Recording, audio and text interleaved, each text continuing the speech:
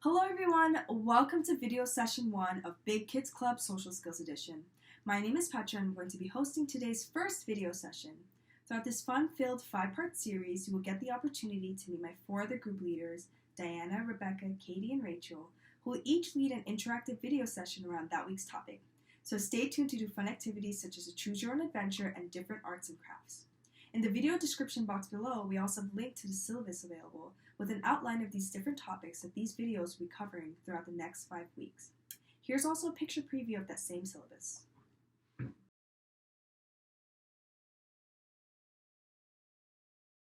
So, a little bit about us. We are occupational therapy students working remotely through Kane University. I'm here today to begin a fun-filled 5-part series in which we'll help all of you to learn new skills that will help you to be able to talk with family members and friends in a positive way that feels good for both you and them. Big Kidz Club is here to help you learn the skills to make new friends at school, at the park, or even virtually and online, like here. We hope that by the end of these 5 videos, you guys will all have the confidence and skills to help you feel more comfortable talking and having fun with your new friends. Today's topic will be all about our feelings and what exactly it all means and why it's important to know how you're feeling. I've prepared for you 2 fun ways you can make your own mood meters. After, we will go through a couple of scenarios and I'll ask you to use your mood meters to point out how you would feel in these situations. Hang on tight to these mood meters because we're going to be using them at the start of each video. Let's get started. Before we dive in, I would like to take a few minutes to address the family and caregivers who may be watching along with these video sessions. In the description box below, you'll find a short blurb describing the goals of this video. Please take a look. We will now begin our topic for today's video, feelings. Now before we begin making our mood meters, let's talk about what exactly feelings are. Let's imagine that you had a great day playing games and riding your bike outside in the warm sun. How would that make you feel?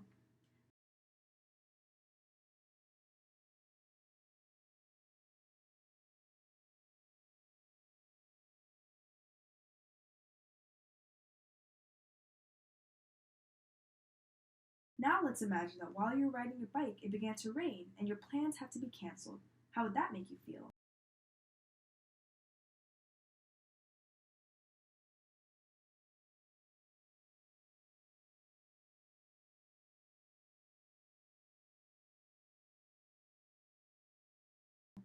What's different about these 2 scenarios? In which scenarios would you feel happy? In which scenario would you feel sad? Pause the video and think about your answer.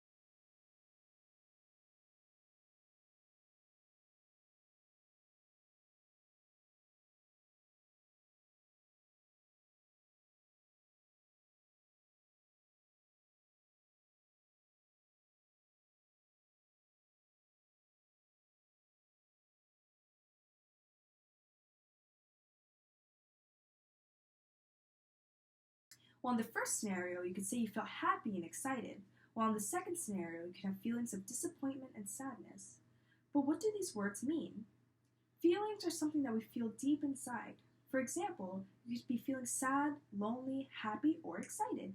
These feelings can sometimes last just for a moment or last a long time. You can also feel one feeling or many feelings. Both are completely okay. The way we show how we feel to someone else is also very important. Let's take the scenario from earlier. You may have feelings of sadness and disappointment because it began to rain outside. What are some ways you can make yourself feel better? Pause the video and think of an answer.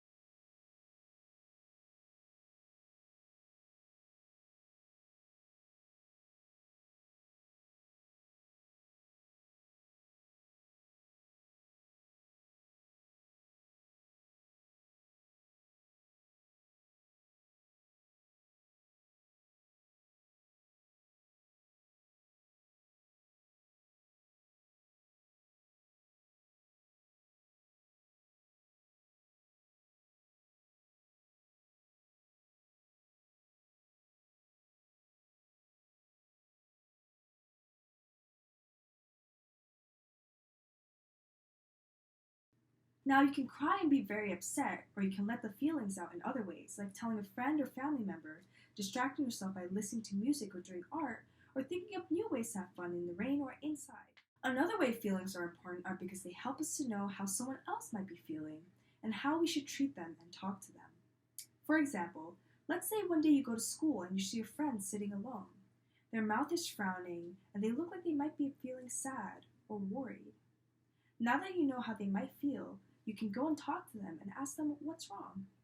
Another example could be that you and your brother are eating cookies, and now there is only one left. You think about eating the cookie all by yourself. Well, now how would that make him feel? Pause the video and think of your answer.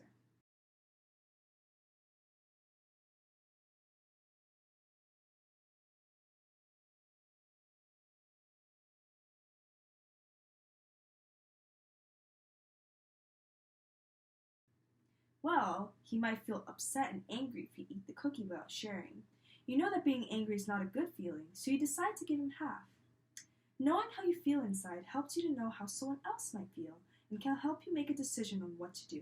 Now we'll begin making our mood meters. A mood meter is used to help us think about our feelings and the feelings of others. Here's an example of a mood meter we have created for Big Kidz Club. A mood meter has different colors with the feelings written down on it. Sometimes a mood meter will also have pictures of those feelings to help you even more. This one has 4 colors: red, blue, yellow, and green. You can use the mood meter when you're having trouble thinking about how you or someone else might be feeling. Sometimes it helps to look at a color or a picture of what you're feeling so you can talk to someone about how you feel or write them down. Being able to know what you're feeling can also help you to be a better friend. Knowing your feelings can help you to know how someone else is also feeling. It will help you to talk to other people about these feelings and understand how someone else feels. Today I'm going to show you 2 different ways the mood meter can be made. Feel free to pause the video and grab your own supplies and follow along with me.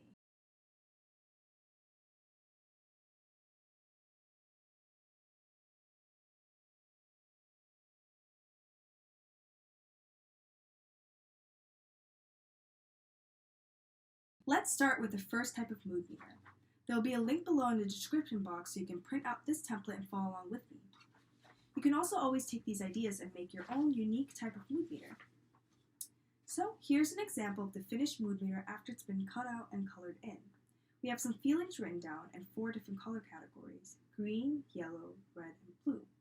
Each of these colors match with feelings. For example, when you see the color green, you might think of feelings such as feeling calm, happy, excited. When you look at yellow, you might think of feelings such as silly, anxious, and surprised. When you look at the color red, you might think of feelings such as feeling out of control, hysterical, or really, really excited. And when you look at the color blue, you might think of feelings such as sad, tired, and shy. The colors help to put feelings that are similar together. Sometimes looking at the colors can help us to figure out how we're feeling a little easier. If you look here at the template, there's also a blank space that you can put in a feeling you think would fit for that color. You can take a moment to pause the video and think of another feeling that you think would fit for each color.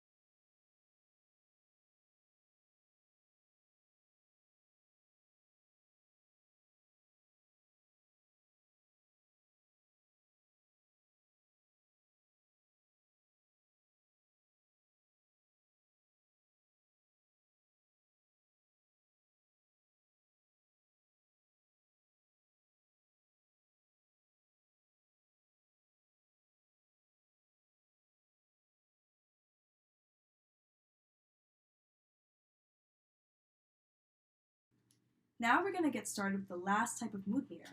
For this mood meter, we're going to be using a paper plate. Here's an example one that I have created with a paper plate. You can always also do this on a piece of paper by drawing it, like I've done here. So to make this mood meter, we're going to start off by dividing the paper plate into 4 sections like this, and then coloring it in red, yellow, blue, and green. Then we're going to write down some words that matches with the feelings. For example, I have sad, tired, and shy for the blue color. You could take a moment to pause the video and write 3 feeling words for each color section. Try to remember back to the first meter that we used and what words that we use for those color sections.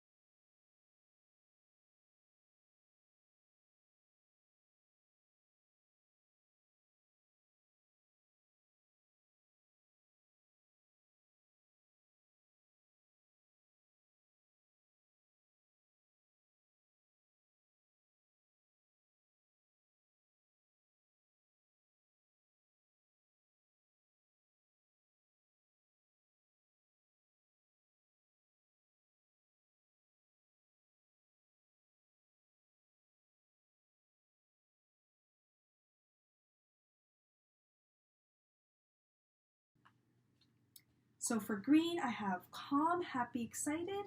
For red, I have hysterical, out of control, really, really excited. For yellow, silly, surprised, anxious. And for blue, we have sad, tired, and shy. Just like the first mood meter, except this one's going to be on a paper plate. From here, we can draw a picture to help remind us what feelings match with each color. For my example mood meter, I drew a sad face for the blue section, an angry face for the red section, a scared face for the yellow section, and a happy, smiley face for the green section. Same with the paper one. Having a picture showing what the feelings look like can help us to figure out which color of feelings we feel. For this mood meter, you can simply use your finger just to point at which color section or feeling you're feeling. For example, if I'm feeling nervous about an exam or a test, I can point to the yellow section like this. Or if I feel upset about something, I can point to the blue section. Now that we have our mood meters, let's use them. I'm now going to read 2 different scenarios. After I read each one, I will ask you guys a question and would like everyone to point out where in the mood meter you would put yourself, and think about how you might feel. If you're viewing this video with a family member or caregiver, you can share your answers with them to see if they would have said or felt something differently. Then you can unpause the video for the answer. Ready? Let's get started. For the first scenario, imagine you're in school during gym period. You want to play basketball, but you know there's only one good ball that bounces the best. All the other balls in the bin are beginning to deflate and don't bounce as good. As soon as you get to the gym, you head straight to the ball bin and you get the good ball. However, when you make that first throw toward the basket, someone else comes and takes the ball away from you. How do you think this would make you feel? Where on the mood meter would you put yourself? Pause the video and think about your answer. Once you're done, you can share your answer with someone and press play again. Ready? Let's go.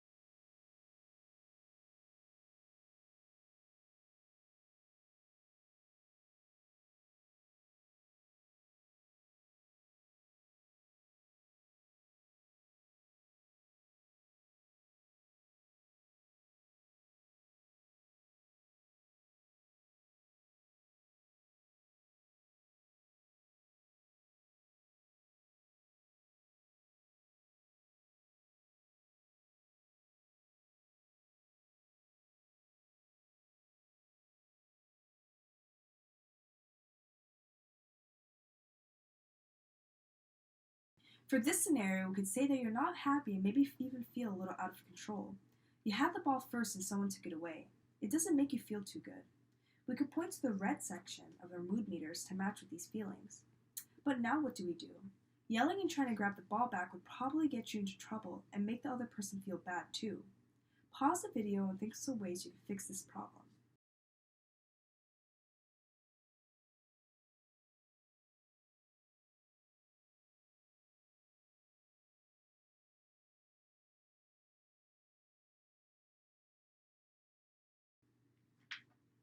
In this case, you could try to talk to a person, tell them that you had the ball first, but you wouldn't mind sharing since it's only a good ball. Maybe you can even think of some games to play together or ask to share the ball together. Now let's go to our second scenario. Imagine you have a special pen that is your favorite. This is your lucky pen and it means a lot to you because you got it as a gift. One day you go to a friend's house and you put your things in their room.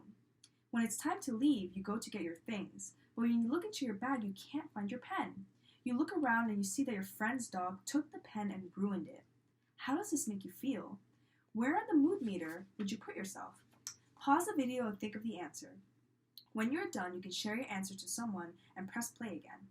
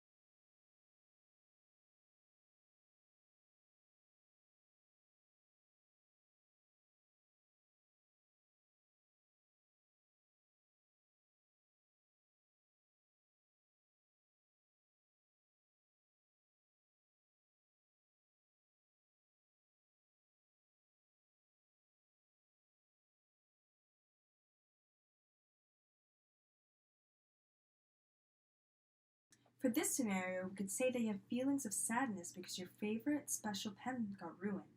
We could point to the blue section to explain the feelings we have about the ruined pen. But what do we do next? Crying and feeling sad will only make you feel worse about your pen. What are some things you could do to make yourself feel better? Pause the video and try to think of an answer.